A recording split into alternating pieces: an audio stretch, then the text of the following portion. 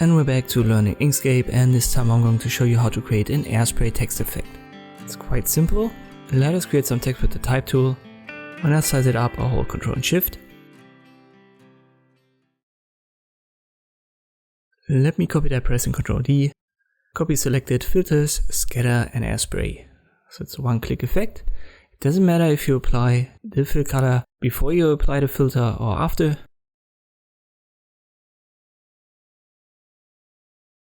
The question is, how can you adjust it?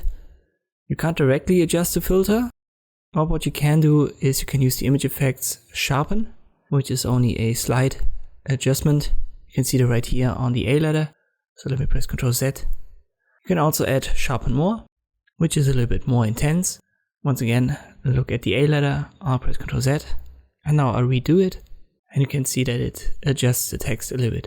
Another way to adjust it is to take the original text. Let me give it the same fill color. It has the same size as the one with the filter. Make sure it's in the background, so use the top menu. Select the one with the AirSpray, press Ctrl D to copy it. So it's two of them on top. Got the top one selected, Object Fill and Stroke, and then click on the blur.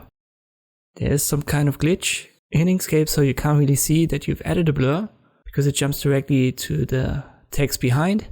So always use Ctrl Z to go back and then play around with the blur. Even though you can't see it numerically right here in the scale, it is applied and you can see the effect on the text.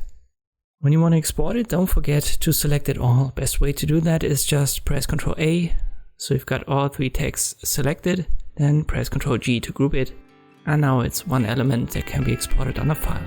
And this is how you can create an AirSpray text effect in Inkscape. I hope this video is helpful. Thanks for watching, and I'll see you next time.